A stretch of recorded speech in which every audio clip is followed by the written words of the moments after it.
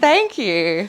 Hello, everybody. Thank you so much for coming this morning. It's really lovely to see everybody up so bright and early. Again, thank you, coffee people.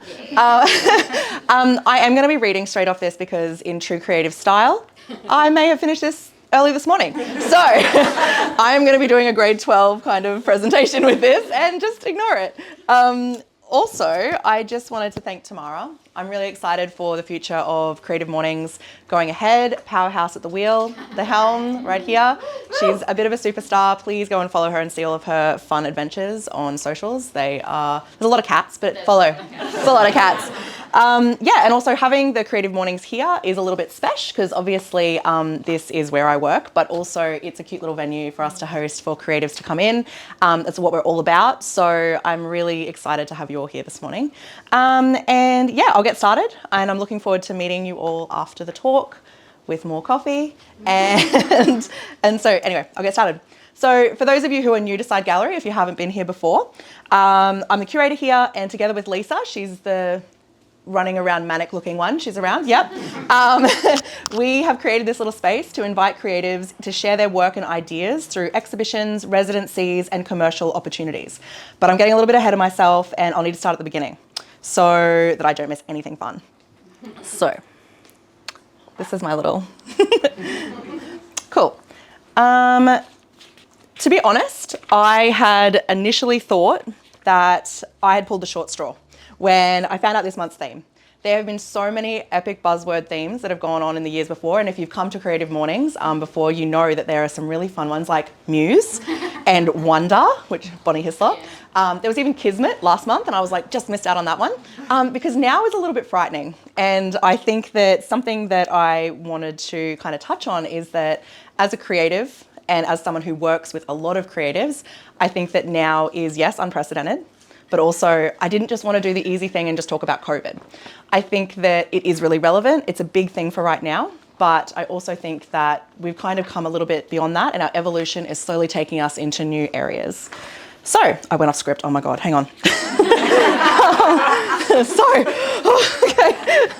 So yeah, now seemed a little bit flat in comparison to Wonder or Muse, and it was overwhelming to think of how vast the theme could be. And it seemed too easy for me to talk about COVID, the new normal, working from home, and how artists may have responded.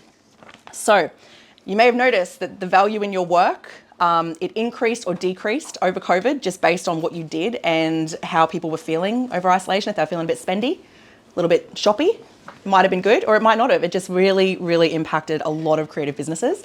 And it kind of put a little bit of pressure on us in a way that made our output increase, decrease, our timeline, our processes. And basically, I think that my main interest that has come beyond that point is, well, who am I now? And that made me wonder, who are you now? And how has that changed? So have you met someone recently? Even this morning as you arrived at the gallery? Did you wonder if this is maybe their final form? Or have they been caught mid-evolution? As growth and experience and trauma and beauty and yes, COVID have formed them thus far? And did you immediately slip into that pattern of, so what do you do?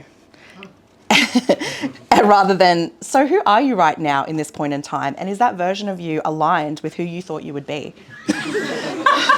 Heavy. All right, bear with me. You're right. But that kind of introspective and a little bit confrontational thought has me all excited about the now. So creative identity, the fluidity and adaptability we need to survive happily as creatives is all linked to the now and what we choose to do with it. So everyone we meet is in a state of evolution, some more than others, but hopefully all growing toward their idealized final form. So who is that person? I've got to flip pages or something. Like, hang on, I literally didn't plan for that. Okay, so for me, future me is composed and organised, never anxious and rarely overwhelmed. Future me has a lot of time to dedicate to new hobbies. Future me is open and hopeful and very loving. The now me, she's dopamine driven, Erratic, non-linear. Now me problem solves and doesn't think too heavily about consequences or outcomes. The now me favours play, close connections, fun, and turning my back very strongly against office hours. Now me is Lady Luck. She's neurodivergent and is fearful of the future being finished. The now me is working every single day to meet future me. This is my now, and I know I never thought that I would end up here. It was a happy accident, really. So it's a little bit depressing. Okay. But this month's theme now really lights me up. It instantly brings to mind this work by Krista Berger. It's a text work. It's emblazoned on t-shirts and tea towels and offcuts and canvas all around the studio. It's a big work as part of our beginning of Side Gallery. It was one of the first ones that we showed here, and I think that it's really stuck with me for that reason. It also sits beside my desk, so I see it every day. But I really feel that it mimics a feeling that I often have and that I think that I hear from a lot of creatives, which is that we're running out of time. And I think that it really does kind of give us this idea that we're in our own race against ourselves and the clock is counting down. I don't have forever to get everything done, and the future is finished before I can get there. Hustle culture in a nutshell. So when I think of this month's theme, I think of adaptability and immediacy. I think of Veruca Salt and her famous line, "But Daddy, I want it now." I think of hustle culture and the death of the hobby. The pressure of now is demanded of creatives, and how our modern human need for immediate gratification or immediate dopamine hits combines with the customer is always right mentality. And that was drummed into us while we were growing up. It's why we're so quick to fall for easy pleasure as consumers, and the idea of immediacy and adaptability and hustle culture isn't very positive for creatives if we're just trying to live our best lives. The Creative Mornings blurb for May reads, "The nows hurry past us, shoved aside by the next. The urgent to-dos, the latest breaking news, constantly anticipating and staging for our future decimates our experience of the present. Our now vanishes like water flowing through our fingertips." Bam. So me, Laura. I'm an artist and curator with the love-hate relationship of hustle culture, entrepreneurial spirit, and general lover of all things bright and sparkly and exciting. I have a real need to examine the now in my everyday life, and I'm in a unique role where I meet so many different creatives, where our current generation's reality is formed by hustle culture. This is not only damaging for a lot of creative makers, but I really did want to examine and chat with you all, especially afterwards, about how it's impacted you and maybe how you're dealing with it.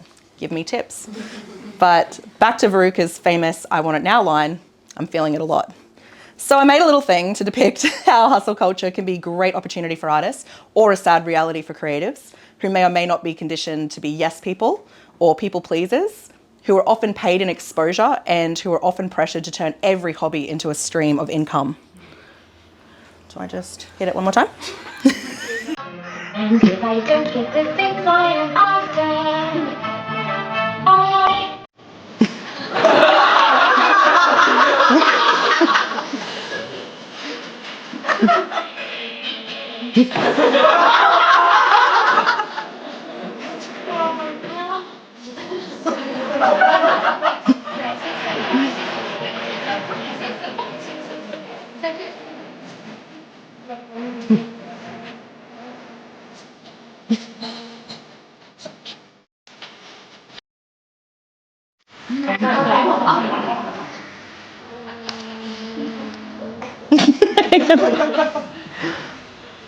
She was a bad egg.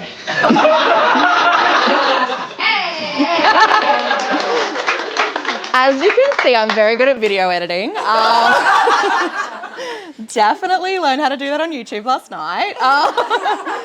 But it did make me wonder, how many of you are currently working with Verucas?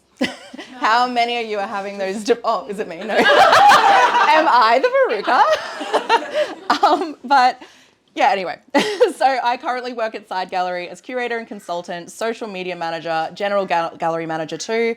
I own 2 businesses separate to my role here, and I work across 3 different industries. And I have actively worked to create this exact life that I'm presenting to you right now.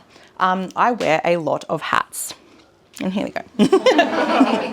So this journey to being fulfilled creatively and professionally didn't happen overnight. And in fact, it feels like in hindsight, I've spent a long time waiting for my creative and professional life to align and finally begin. I was always waiting for that magical time where the way you could make money would be the same as the way you made art. But I also have the benefit of time on my side now, and I can finally look back and see the pathways were interwoven and perfectly intersectional throughout my whole life, and I just wasn't grown enough to know. Wearing many hats has been about chasing the now and not spending too long in one place. FOMO, or fear of missing out, is a huge part of that dopamine-induced now that is my everyday life. This means that the pathways that I took to get here today, they were messy, foggy, Robert Frost less travelled-esque, and finally, beautifully, they merged. I have my hands in heaps of different cookie jars, or, for those of you who might understand, my mind portfolio is heavily diversified. Either way, here's a bit of an information dump just to let you see how these paths work together from separate locations entirely. Just in case you guys might be on similar, very differing paths, you might give you a little bit of a nudge to get them to go together. I still need to use every skill daily to grow into that version of creatively fulfilled, happily challenged, and not so tired me. So I'm nowhere near my final form. Straight out of high school, I was accepted to do a BFA at QUT in visual art. I studied part-time and it took me 6 years. That was so that I could do hairdressing and work for a makeup company on the side. There was also a nagging feeling of FOMO and fear though as well. So that was me not wanting to put all my eggs in one basket and really feeling that I couldn't dedicate 3 solid years into one degree and then get to the end of it and not be sure that's what I wanted to do. Fear that was putting all my eggs, no, I said that. But yeah, at the end of the 6 years, #hustle culture, I was very burnt out and I went straight to Canada to do a visual art residency.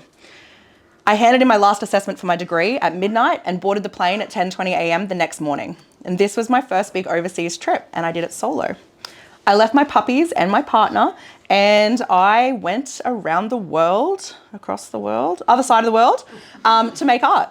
When I got there, making became really difficult and I was faced with my first real struggle creatively. I was too burnt out to do anything remotely like I had done previously. And yes, the accumulation of working myself to death for those 6 years, #hustle culture, took its toll and I really started to resent the work that I'd been making. And the thoughts I'd been having, I started to really wonder, how was that ever relevant? How did I ever think that that was good enough? I was always a conceptual artist and dabbled with installation and performance, but this was where my work began to take a very observational and relational turn. To those of you who were there with me, thank you for coming to all of the bizarre dinners I hosted, Candace, and all of the strange things that I put you through in the name of relational art. I started documenting the glitches in the Skype calls that I was making back home. I was oil painting them, and I had never painted before. I was recording snippets of conversation and embroidering those onto my snow gear. I was printing comments people left on my Facebook photos. I was sketching interactions between shop owners and customers exchanging money. I was really trying to make the now of that residency last. It took me sitting down to work out what I was going to say this morning to kind of connect those dots. That's nearly 10 years later. So, but yeah, that's how sometimes now works. I just need to get my, why don't they make this out of silk? Okay. So I've carried the idea of now over into my current art practice, which I'll show you all soon. When I returned home, I started my internship at QUT, which would continue for the better part of 4 years. Working in a precinct with digital new media, I found this kind of sweet spot that merged current events and what was happening in the art world and slid into that role with ease. And today, 2 of my minions that were my first interns are here today, which is just like a lovely kind of thing, guys. Of course, as I mentioned earlier, I studied part-time so that I could do hairdressing and work for a makeup company. I was still doing weddings. I had my own hair and makeup business. And at that point, that is how I could afford to do an internship with little to no pay for 4 years. That's another conversation. That's really horrible. We need to talk about that, but not now. The now me is really grateful in hindsight that I kept my hands in all those cookie jars. I was never, ever in a strategic mindset. Like, I think a lot of people are never in a strategic mindset, but each pathway complemented the others and the creative flow of working with people, making art, planning events, and eventually starting here at Side Gallery, perfectly balanced, and I was incredibly fulfilled. At the time, I saw them as different income streams only, but now I see them as pathways on the road to future me. So now my hats consist of, got a few hats there, but they're not real hats. The hats that I wear now, you can just see there's a few of those. Okay. So my personal art practice is now defined quite literally by now. I capture moments reminiscent of the past when a sleepover was a beautiful type of formative bonding. Telling secrets has been the biggest part of my practice for a few years now. These images were taken during a week-long residency, I know it says that, when I put a queen bed into the gallery and invited people over to sleep in the bed with me. During the course of the night, we would chat. I would document moments of conversations out of context on the wall behind the bedhead, which you can kind of see up there. Thanks, guys. The idea is also used at dinners, parties, and book club meetings, which gives the context of the text even juicier ambiguity. Sleepover was the beta testing for the concept. I encountered lots of thoughts around anonymity, privacy, and how secrets are often the fine string which hold our relationships together, for better or worse. At Side Gallery, we need to have a balanced mix of purely commercial work and experimental, non-saleable art, like Sleepover, to ensure the envisioned model can be sustainable. But we've also got a delicate mix of group shows, thematic residencies, and experimental work to balance that out. Our gallery model isn't the usual white wall model either. Of course, we operate similarly, we are a gallery, but we as director and curator feel that we can afford to have some different